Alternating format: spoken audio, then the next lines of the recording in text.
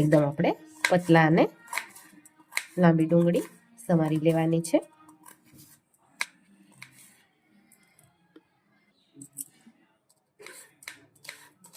આપણી ડુંગળી સમારાઈ ગઈ છે।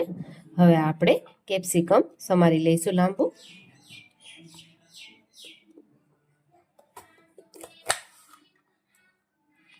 અંદરના બી આપણે કાઢી લઈશું।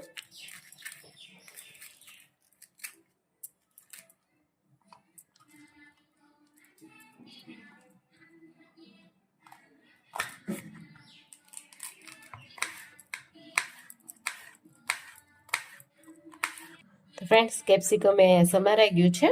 હવે આપણે ગાજર સમારી લઈશું। તો આપણે ગાજરને પણ એકદમ પતલા પતલા સમારી લઈશું। તો ફ્રેન્ડ્સ અહીંયા આપણા ગાજર એ પણ સમારાઈ ગયા છે। હવે આપણે કોબી સમારી લઈશું।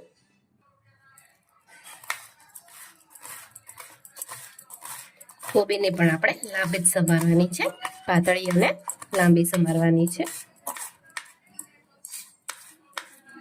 આપણે અહીંયા બધા જ વેજીટેબલને પાતળા અને લાંબા સમારી લેવાના છે।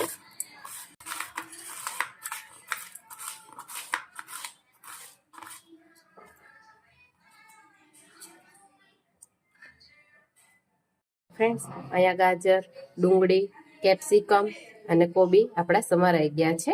હવે આપણે અહીંયા પેન મૂકી દઈશું।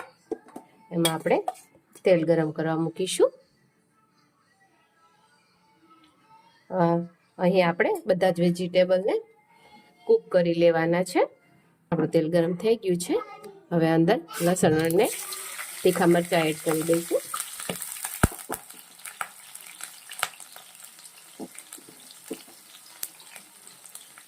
અંદર આદુ ખમણી નાખીશું। તમે અહીં આદુની પેસ્ટ પણ યુઝ કરી શકો છો। અંદર આપણે બધા વેજીટેબલ એડ કરી દઈશું। બધા જ વેજીટેબલને આપણે સારી રીતે કૂક કરી લેવાના છે।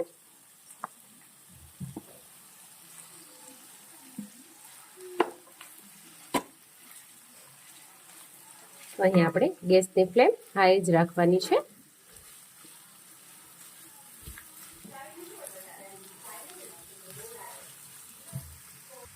હવે આપણે અંદર મીઠું એડ કરી દઈશું।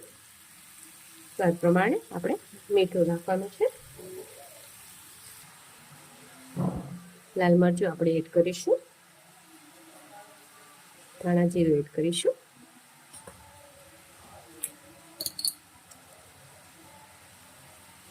એક ચમચી સોયા સોસ એડ કરીશું।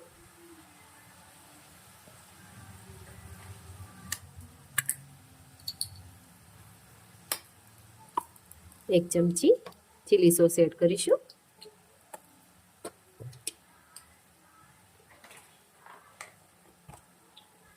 ટમેટો કેચઅપ એડ કરીશું।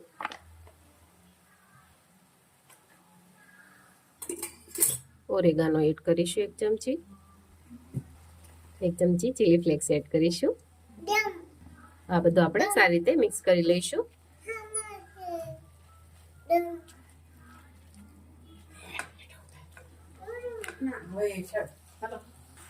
તો આપણે વેજીટેબલ સારી રીતે મિક્સ થઈ ગયું છે। હવે એને આપણે સારી રીતે કૂક થવા દઈશું। આમાં આપણે મરી પાવડર એડ કરીશું। આપણું વેજીટેબલ ઓલમોસ્ટ કૂક થઈ ગયું છે। હવે 2 મિનિટ એને આપણે થોડી વધારે કૂક થવા દઈશું।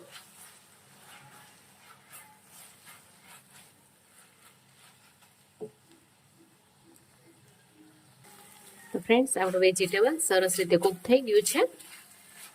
આપણે ગેસની ફ્લેમ બંધ કરી દઈશું। હવે આપણા વેજીટેબલને ઠરવા દઈશું। વેજીટેબલ આપણા ઠરી જાય ત્યાં સુધી આપણે સ્પ્રિંગ રોલની શીટ બનાવી લઈએ। તો ફ્રેન્ડ્સ અહીંયા મેં 1 કપ મેંદો લીધો છે। હવે એમાં આપણે 2 મોટા ચમચી કોર્નફ્લોર એડ કરીશું। મીઠું એડ કરીશું।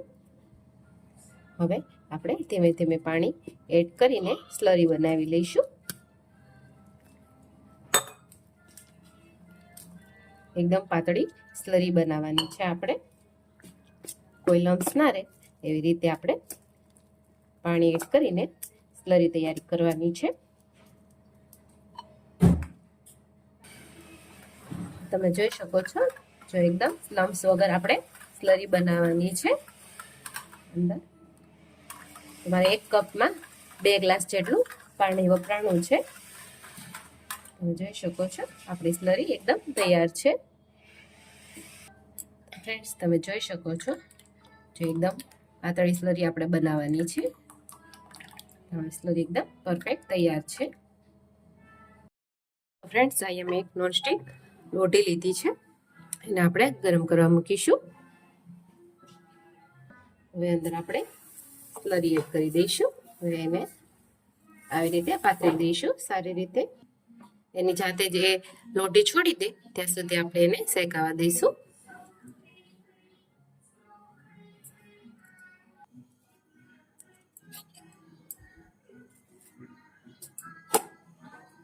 આવી રીતે આપણે હવે એની ઉપર લોટ પથરી દઈશું અને આવી રીતે આપણે બીજું બેટર આપણે કરી લઈશું.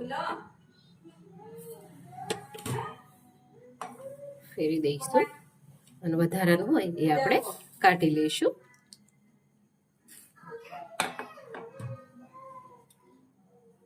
આપણે બધી જ શીટ અહીંયા બનીને તૈયાર છે. હવે એને આપણે અંદર મસાલો ભરી દઈશું.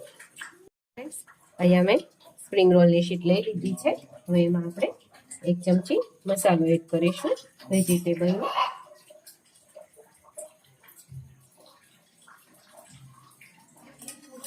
હવે એને આપણે રોલ વાળી દઈશું. હવે અહીં આપણે સ્લરી લગાવી દઈશું, એટલે જ્યારે આપણે તળીએ ત્યારે એ ઉખડી ના જાય. આવી રીતે આપણે સ્લરી લગાડી દઈશું એટલે આપણે રોલ એકદમ ચોટી જાય.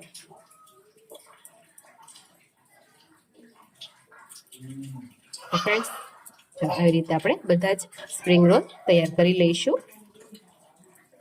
ફ્રેન્ડ્સ, આપણે બધા સ્પ્રિંગ રોલ ભરી દીધા છે. હવે આપણે એને તળવા માટે અહીંયા તેલ ગરમ કરવા મૂકી દીધું છે. તો ફ્રેન્ડ્સ, આપણું તેલ ગરમ થઈ ગયું છે. હવે આપણે એક એક કરીને અંદર સ્પ્રિંગ રોલ તળી દઈશું.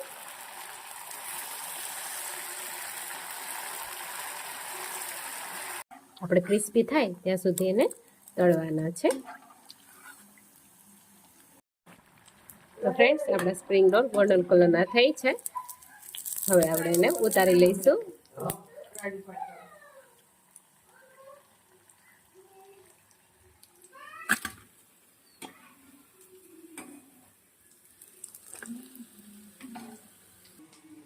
તો ફ્રેન્ડ્સ, આપણા સ્પ્રિંગ રોલ એકદમ બનીને રેડી છે. તો ચાલો આવી જાઓ ખાવા. તમે જોઈ શકો છો એકદમ સરસ એવા ક્રિસ્પી સ્પ્રિંગ રોલ તૈયાર છે.